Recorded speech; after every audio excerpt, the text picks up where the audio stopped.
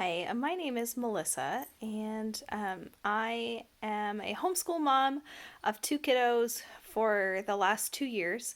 And I wanted to take a second to share with you my favorite curriculum that we found, the curriculum that we use all the time. It is called Moving Beyond the Page. It is a unit style literature based curriculum.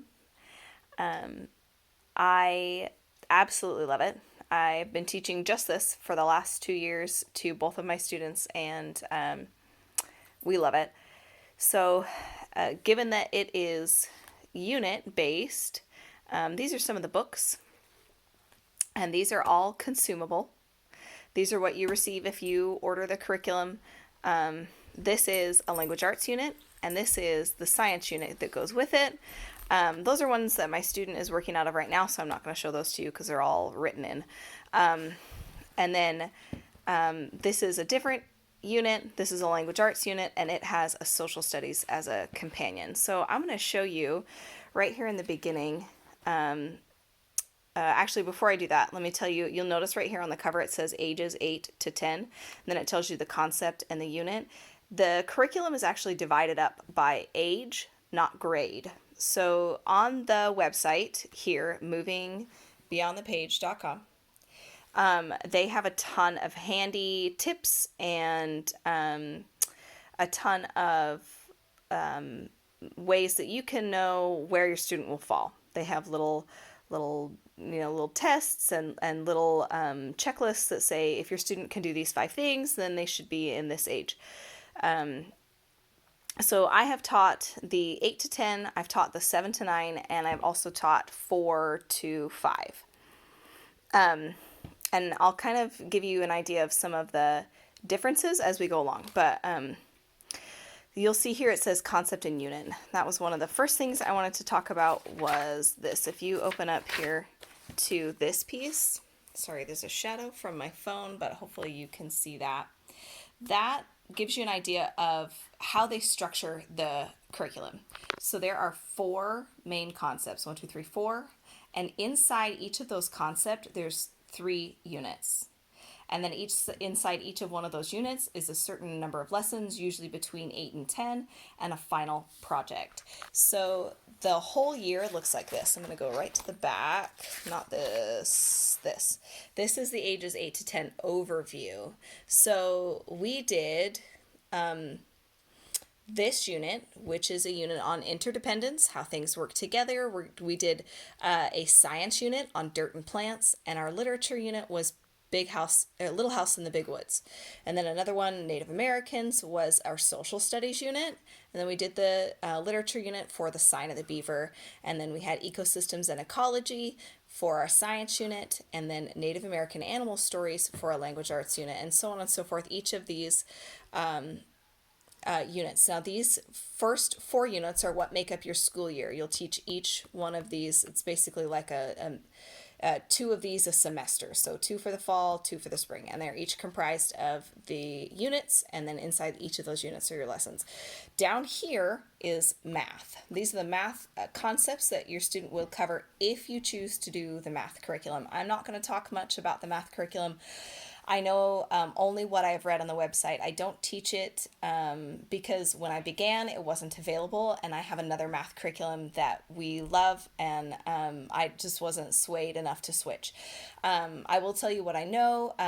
It comes in a similar style.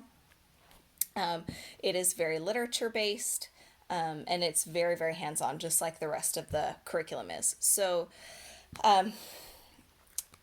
in the beginning of this is a language arts unit. So you can teach just the language arts units, or you can teach them with the social studies and the science units that go with them. So that being said, you will teach language arts all of the time. There will always be a language arts unit. And then there will either be a social studies or a science. You will not teach social studies and science together all year round. I find that this doesn't bother my student in the least. The units are completely full of activities and hands-on learning and experiential learning. I don't feel like he's missing anything by me not teaching both subjects all the time.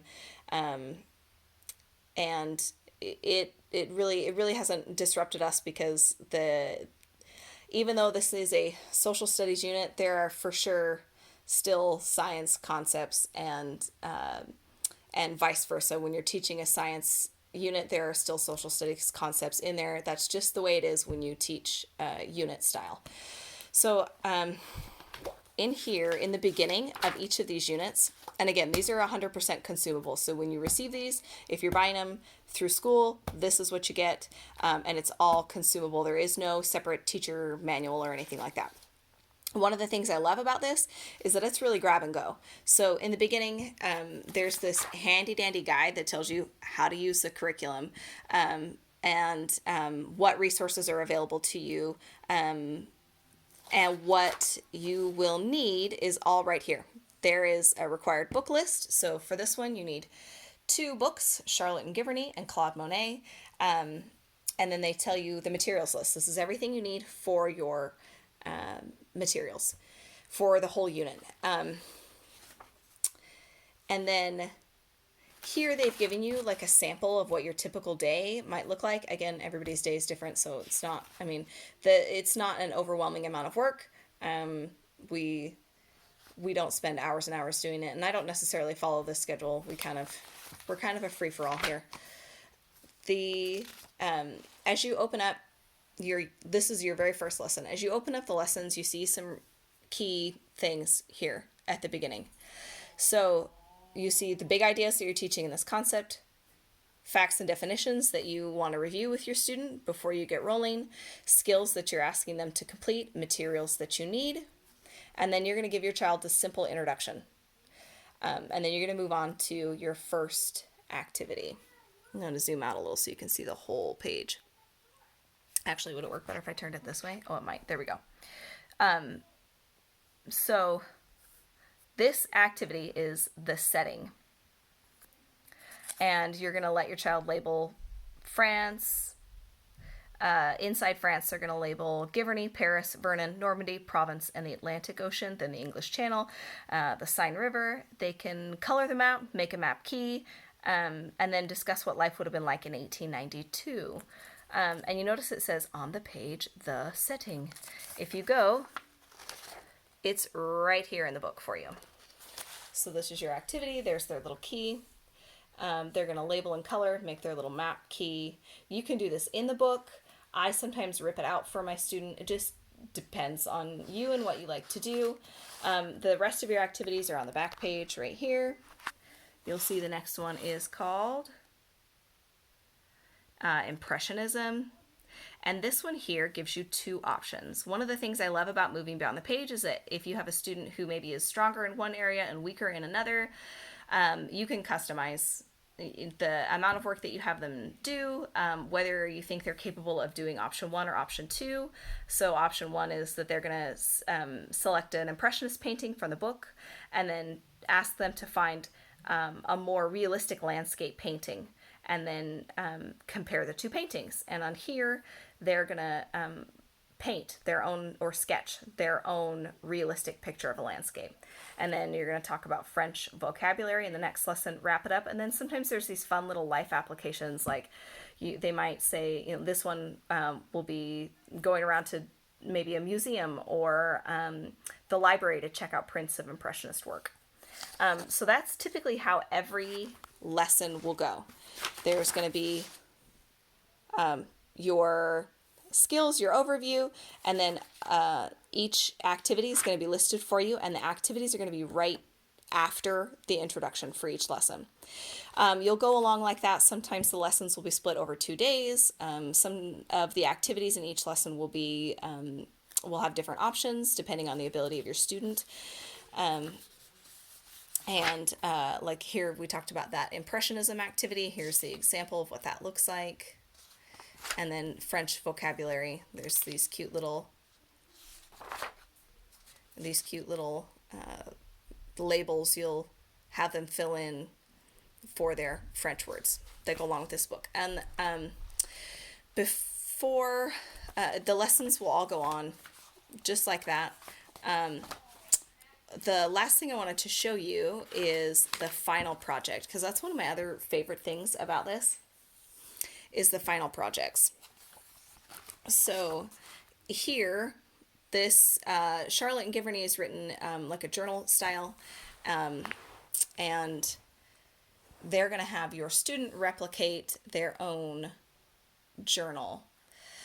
The final projects are one of my favorite parts because they are usually, they obviously relate to the material that you're covering, but my student has done, he has designed and sold a product once when we did a unit on the economy. He has done a play. He has built models. He has planned a family vacation. The final projects are amazing. And here there is almost always a rubric to go with your final project.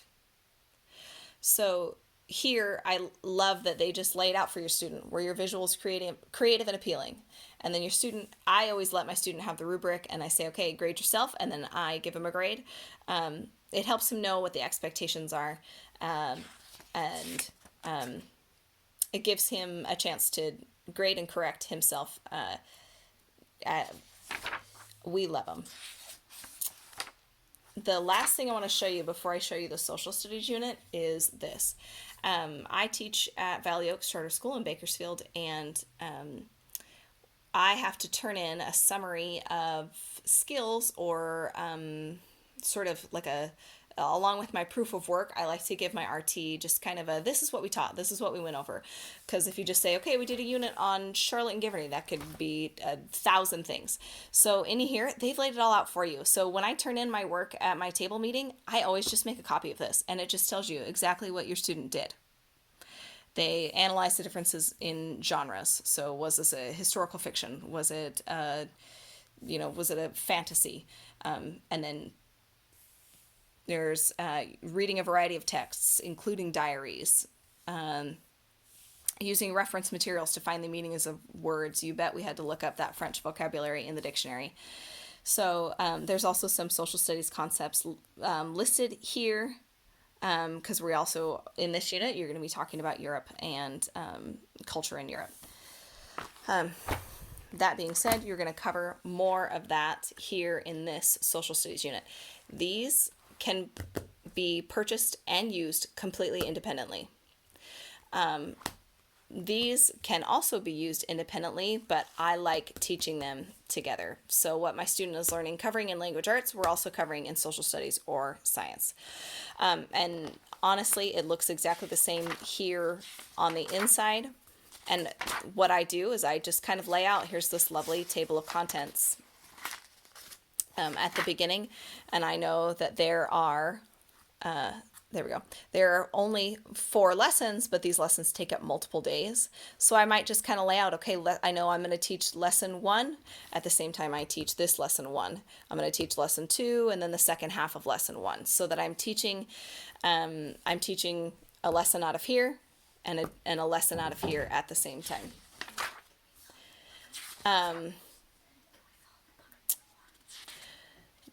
This is going to tell you your required books: The Kitchen Knights and the Tale of King Arthur and The Turn of the Century. And then it's going to give you your materials. Now, another thing I will say, as you teach, because honestly the lessons look the same. There's this nifty little business here. You give this introduction, and then your activities are listed here with instructions for you, the teacher. And then then they have it delineated, so you'll cover that in day 1. And then the next part in day 2. Here you see these little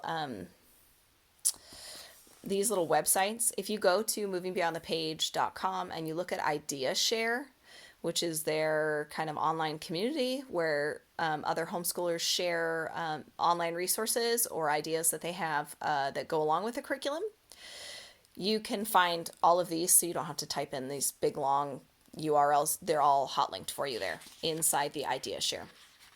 And then again, here's all of the little consumable worksheets. This one looks like you kind of piece together your map of Europe and label. I will say that along with these curriculums, social studies not so much, but the science units, like this one right here, this is animal adaptation. It goes with the book Abel's Island. Inside here, you'll see these on your materials list. Some of them will say kit. When you order the curriculum, you'll also be ordering a materials kit. And so some of these materials come with the kit.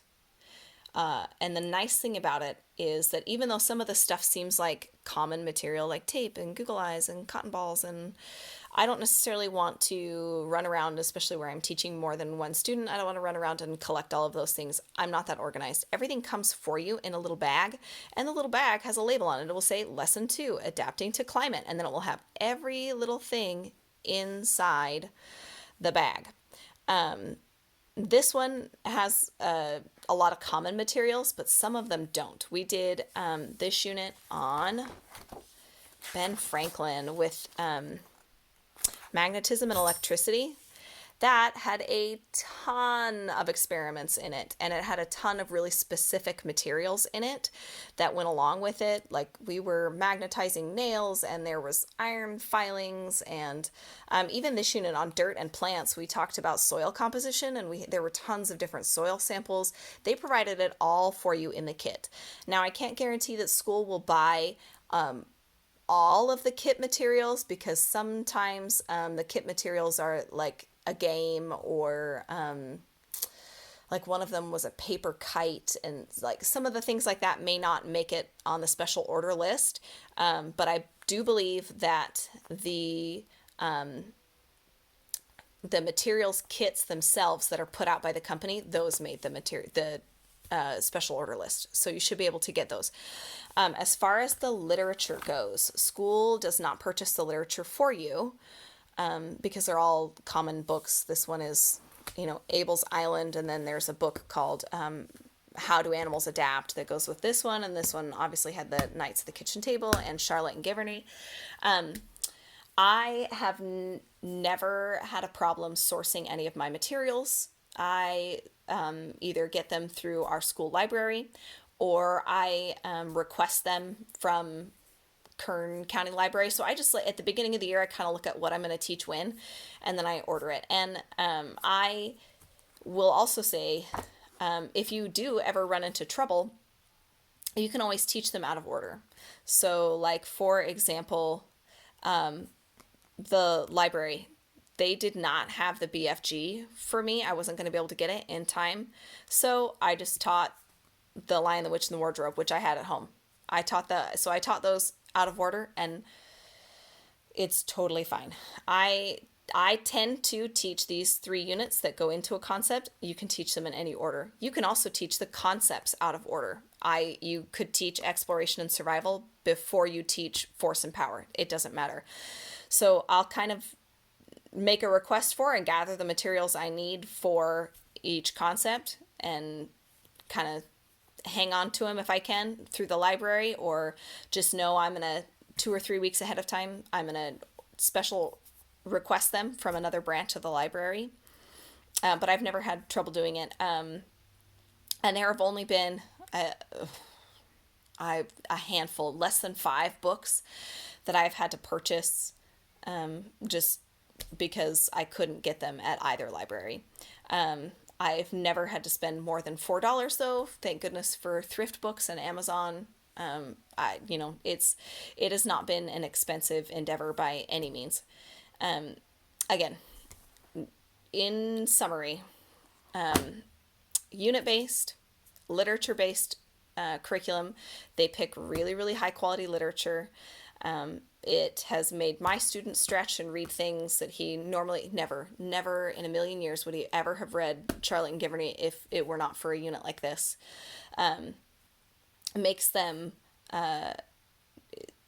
it makes us get hands-on and project-based. It is always something different and unique for the lessons and the final project. It doesn't feel repeated and boring to us. The teaching, everything is laid out for you. All your materials, it tells you what you need to tell your student, what the expectations are for your student. I will say, in the younger years, in the ages 4 to 5, and in the 5 to 7, there is a parent manual, and that parent manual will stay with school. And there is also a student book, and the student book will just have the worksheets. All of these instructions will be in the parent manual, and then the students will just have just the worksheets in their student book. I don't mind either way. And then after this, in the years 9 to 11 and up, these instructions start to be written to the student. So I also love that, because they're then taking more responsibility for, okay, how do I read and understand this worksheet and what's expected of me? And I love that the directions are written to them. And I have heard a lot of good things about as they go along in the upper grades. If you have any questions, you can get a hold of me through Valley Oaks. I am happy to answer any questions or show you anything up close that I didn't get a chance to show you today. Thank you.